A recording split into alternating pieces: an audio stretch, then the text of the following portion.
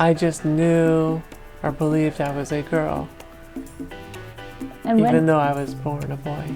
I reached a breaking point where the dissonance was so strong that I began to think that maybe perhaps it's better for me not to be alive. The closer someone was to me, the more likely they were going through a grief process. You discover that people actually will like you when you're authentic. If you think about who in your life you're most drawn to, it's almost always people who are authentic and vulnerable.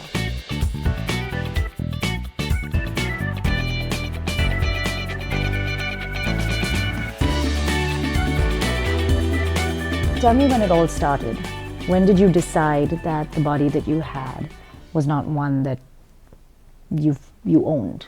I think it's actually, first of all, I think it's actually more of a realization than a decision. Of course. And I would say my earliest memories, when I was 6 years old, I would actually pray to God each night that He would fix me. Like, I would be sad when I had to stand up and pee, and happy when I sat down, just because I knew my dad stood up and my mom sat. Right. That's hard for a 6-year-old. Yeah, so you learn to hide, you learn to fit into the role that you're being told, but all the while you're trying to find a way to be yourself. And you played that role for a while. Yes, I played the role all the way from elementary school until I was, until 5 years ago, until I was in my late 40s.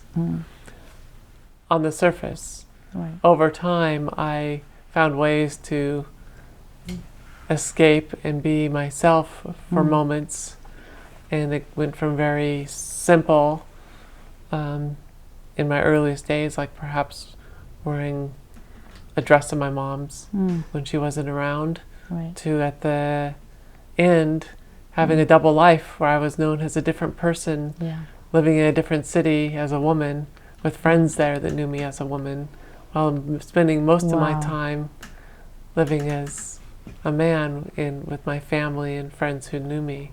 And what was the turning point then, that you decided these two lives need to merge and the double life can't happen anymore? I reached a breaking point where the dissonance was so strong that I began to think that maybe perhaps it's better for me not to be alive. It'd be easier for my family to not have me around than to deal with this dissonance. And when I reached that breaking point, when I was contemplating being a pilot, contemplating and thinking about where I would put my plane into the ground so it'd be easy to be cleaned up afterwards, I realized I needed to do something. So 5 years ago, this week or last week, I decided to go see a psychologist. Right. I went with the intent of fixing myself. Right. I didn't tell my wife of 25 plus years what the issue was, other than to tell her I wasn't having an affair.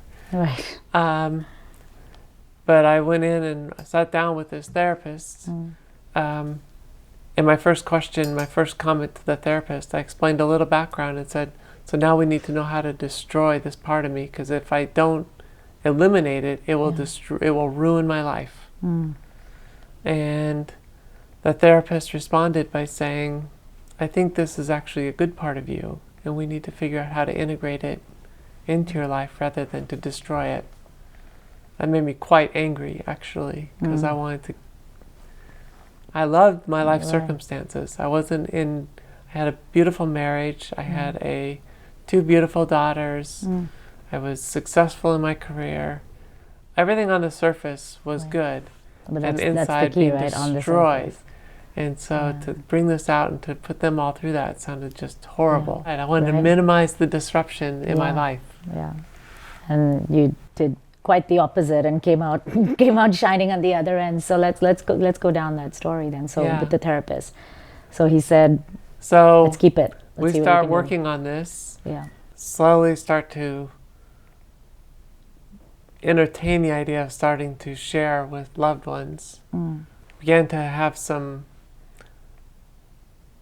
way to understand it. And finally, in August, after being with the therapist for 4 or 5 months, in August, sat down with my wife and shared with her a few stories from my childhood, and then explained I was dealing with gender dysphoria. And was that the official diagnosis then? Yeah, yes. And the fear there was, I've been hiding this from her for a long time. And so there was a great chance she would just say, yeah, this is betrayal, and leave. A high percentage of spouses do. And instead, when I finished telling her the story, she told me, first of all, that she'd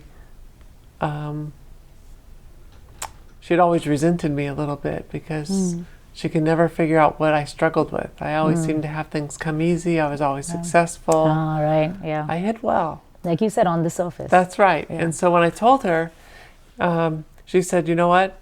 I always resented you, but now that you've shared with me what you struggle with, now that you've shared with me all of you, I can love all of you. Yeah, that's amazing. Gender dysphoria, there's a belief that it's actually rooted in a medical issue, that at 6 weeks in embryo development, that's when a signal goes to the brain as to whether to develop more male or female, which influences the number of estrogen versus testosterone receptors. The research is still incomplete, but the challenge is how to solve that problem without fully transitioning. Is there some way just to take enough estrogen so that the brain is satisfied? That will get rid of the distress, but not fully transition. And I never thought of it that way. The distress is like, imagine getting in a swimming pool and going to the bottom and holding your breath as long as you possibly can.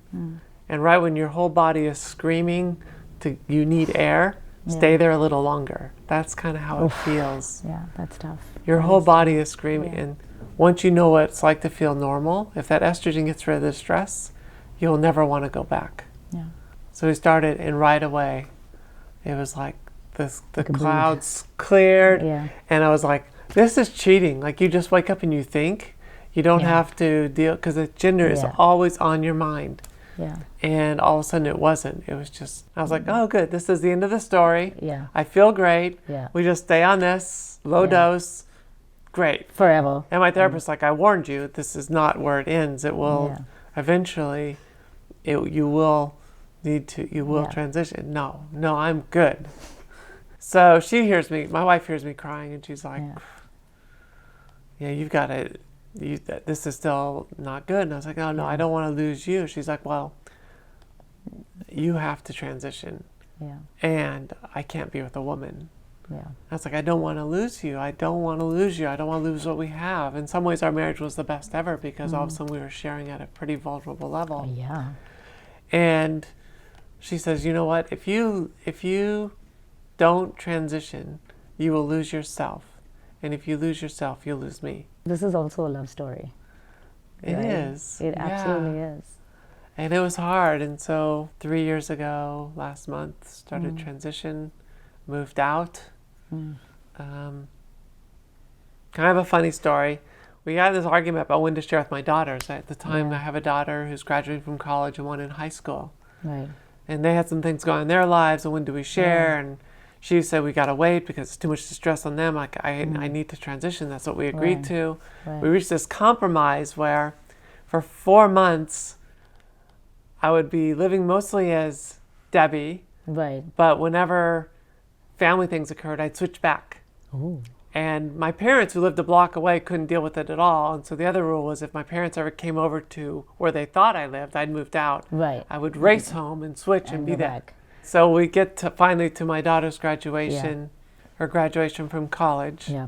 And that was my last day as my previous identity.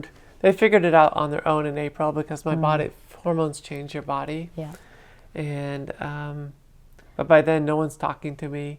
My children won't talk to me.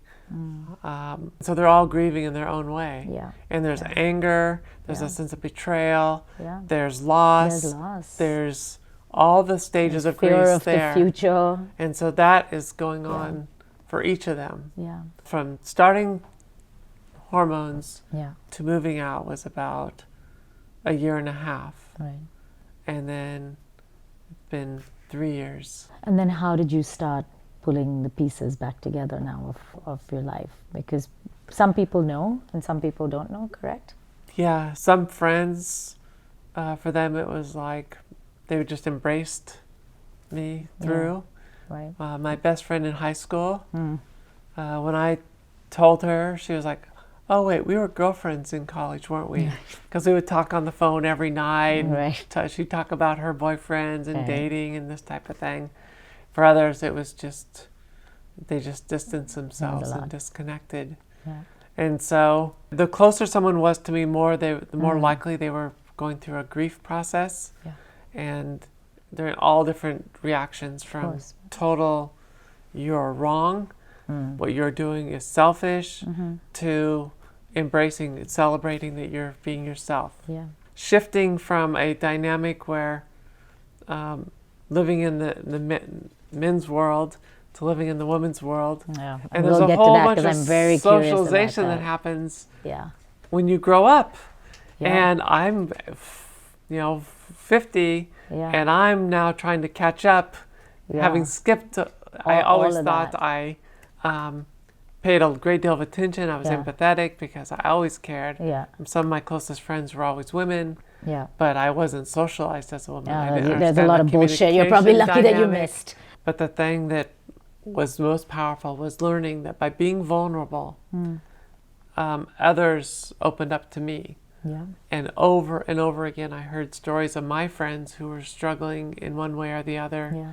And my connections in the end were deeper and richer than they were before. Because when I was hiding and protecting, I had to filter. Everything I said had to go through this filter of, if I say that, I might reveal something about me. Yes. And that when you do that, then you're looking entirely inside and you're not paying as much attention to the people around you. Yeah.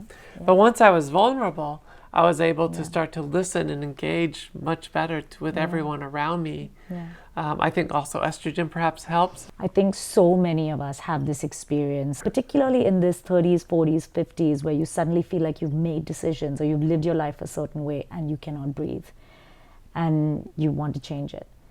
And whether the magnitude of the change is as big as it is yours or it's baby steps in a career or in a relationship. That's right. That bravery needs to be, we all need to be sharing our stories around that. Here's what I believe after hearing so many stories. Although the notion of living as a man and living as a woman is very visible, obviously. Right. Culturally, it's a big topic. Yeah. Underneath it all, I think, is a universal truth. And that is that we all, or many of us, struggle and have a fear about being ourselves. Exactly. If I reveal who I am, I will be rejected. I'm not worthy. Yeah. And so I have to build a persona that gives me protection. I've never been in more pain than being alone on a day like a holiday that had a lot of deep meaning and no one's there. Oh, I believe just physical pain. So I never tell anyone who's thinking about being more authentic, just do it, it'll just be awesome. No, it's actually going to be some amount of pain, but it's worth it, because in the end you discover that people actually will like you when you're authentic. If you think about who in your life you're most drawn to, it's almost always people who are authentic and vulnerable. Absolutely. I don't think any of us should be under the delusion that leading an authentic, honest life is easy. I'm sure there will always continue to be work, and there will be moments from your past, and there might even be moments of regret. But there won't be moments of regret. Well, there you go. I'm so glad to hear that. I am probably in the best place I've been in. That's amazing. In my life, in terms of feeling able to love others better than I have before. Right. This is Kamna from Kamna Live, and this is your destination for BS-free conversations about all the things you care about. If you liked what you saw, give us a thumbs up, and don't forget to subscribe to the channel, potter around and see what else we have here, and of course, tell your friends. Cheers.